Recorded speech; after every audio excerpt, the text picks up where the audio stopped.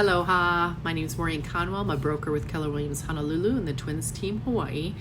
I want to talk to you today a little bit about the difference between leasehold property ownership and fee simple property ownership. Here in Hawaii, leasehold property ownership is very, very common. You almost never see it on the mainland except for maybe in manufactured home communities. And I want to talk to you a little bit about what the differences are between the two.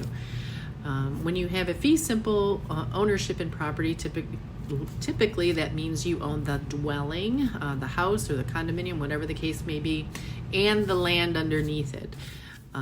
So you have a total package of ownership. No one else has an interest in that property. Obviously with condo, you have your condo association people that you have sharing common elements with and common ownership with of certain parts of the property.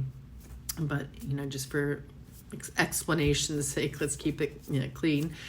When you have a leasehold ownership, somebody else owns the property underneath the dwelling or the building that your condominium or townhouse is in.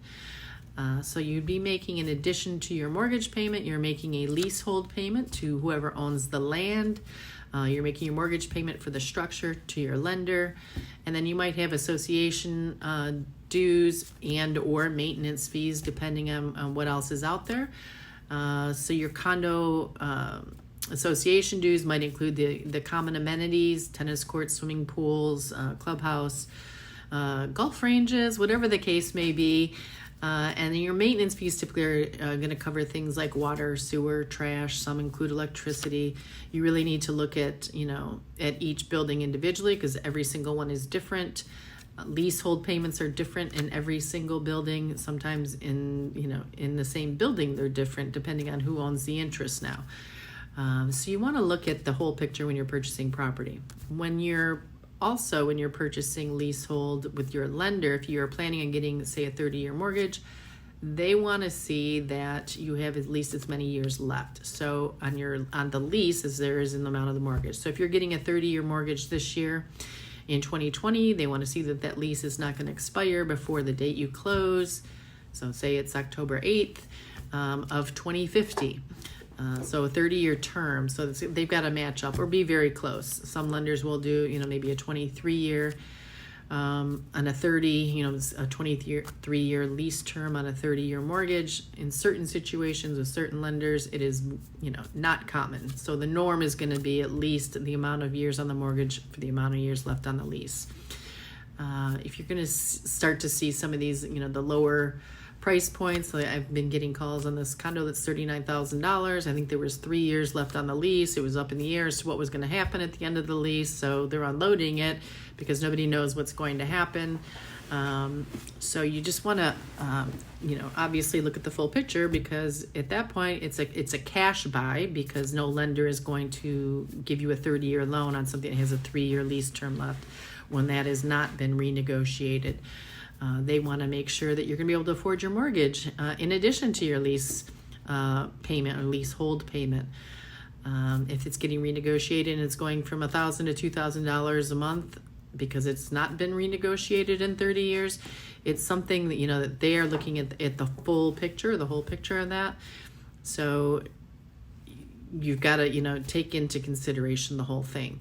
You want to make sure when you're looking at properties, you've got obviously a realtor that's helping you look at that whole picture.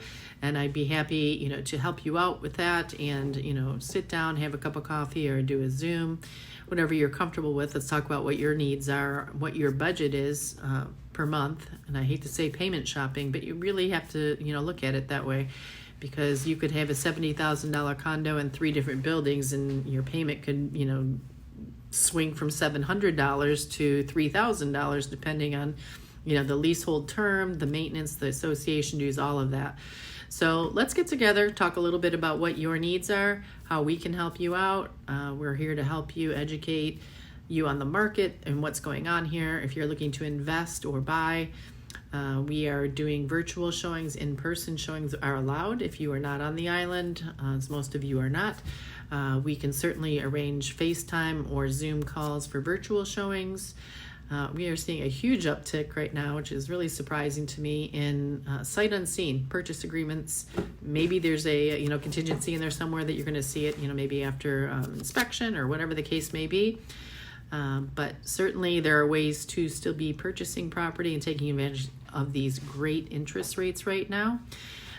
So please feel free to reach out, and let's see what we can do to help you out, to help you find the property that you need. Or if you're thinking of selling here in Hawaii, there's such a shortage of inventory right now. It's such a great time for you to be a seller, but it's such a great time for you to be a buyer as well, because the rates are so wonderful. So it's a win-win. It's a rare thing. The market is typically swings one way or the other, and right now it's a great win for both buyer and seller. So we'd love to talk you through it and what the pros and cons would be, and maybe in your situation. Every situation is unique. So feel free to reach out either through all our social media channels or email thetwinshawaii@gmail.com, and we look forward to hearing from you soon.